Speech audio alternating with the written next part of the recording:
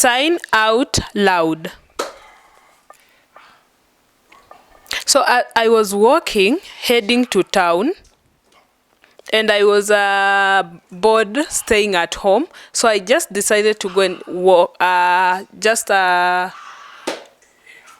a walk in town. When I was walking, I saw my sister, and I told her that I was going to town because I was bored staying at home, and I had really missed her so much. So I asked her if we can go buy chicken so that we could celebrate and eat together. So she agreed. So we saw a matatu because it was kind of raining and drizzling. So we entered the matatu and we started going to town. On our way, we saw so many houses, and it's okay. That's the nature.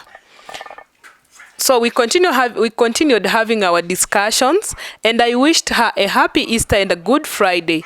So I asked her, where can we buy the hen? And she told me we'll get it in town. So when we arrived in town, we alighted from the bus, and we saw very many hens sellers around where we alighted. And the first one was 400, but it wasn't good. As per my perspective, it wasn't that good.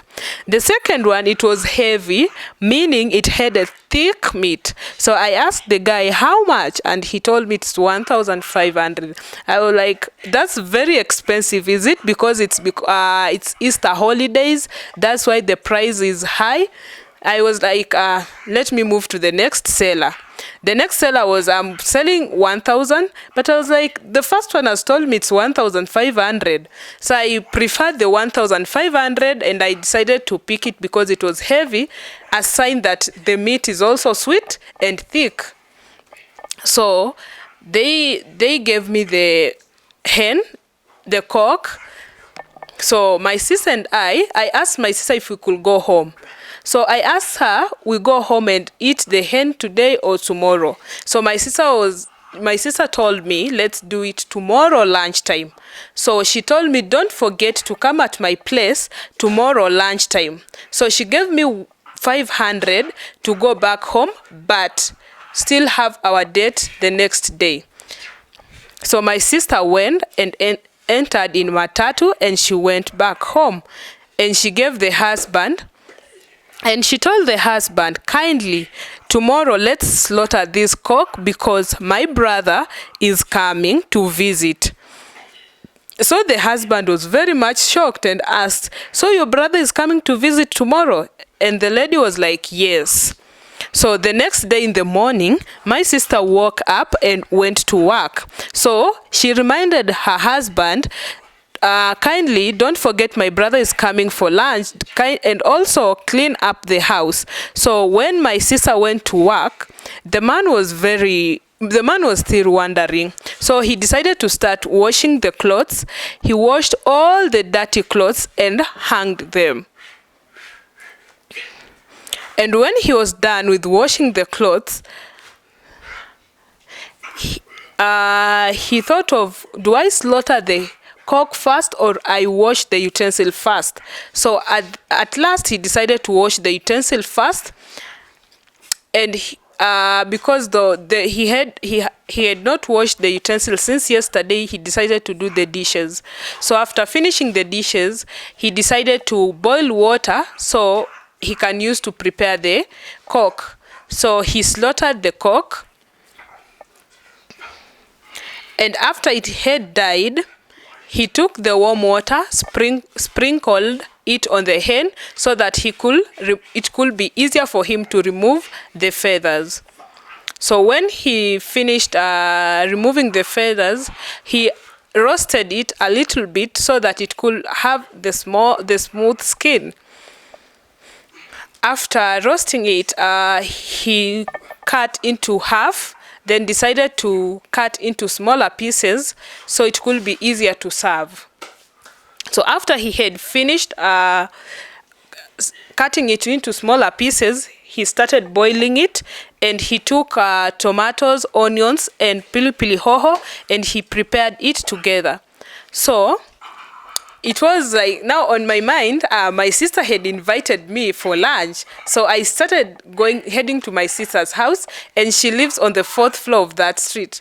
So when I was closer to her house, the smell hit my nose.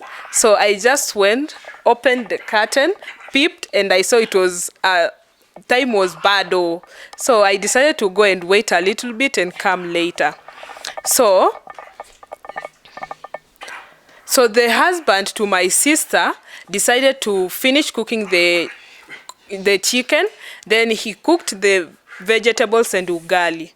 So when he finished cooking ugali, he served it, and also served with vegetables and placed on the table. So in my mind, I was like, it's lunchtime, let me go and visit my sister. So when I knocked on the table, my brother-in-law hid the chicken and opened the door for me. So I found him only eating ugali and vegetable. So I asked for water, and I asked him, why are you just eating the vegetables? And I was hit with the smell of chicken when I was around the door. So my brother-in-law told me to go because he had not finished preparing the chicken.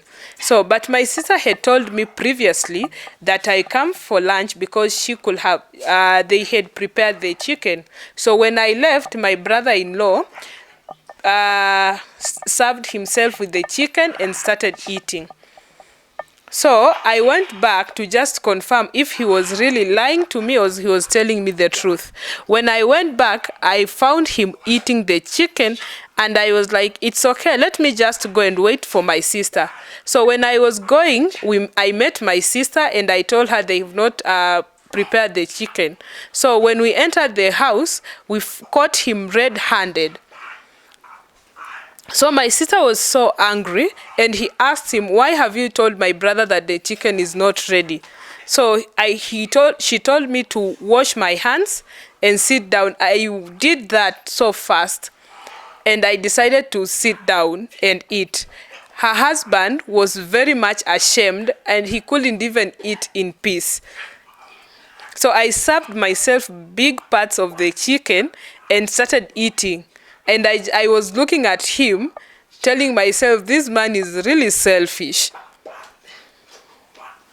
So I told him we are one family because you are the husband to my sister, so we should learn how to share. So as we continued to eat, I wished him a happy Easter and a good Friday, but the man was very much ashamed. But on my side, I ate to satisfaction. After I finished eating, I drank water, and I thanked my sister and my sister, and to my brother-in-law, I didn't thank him because he's very much selfish. Bye.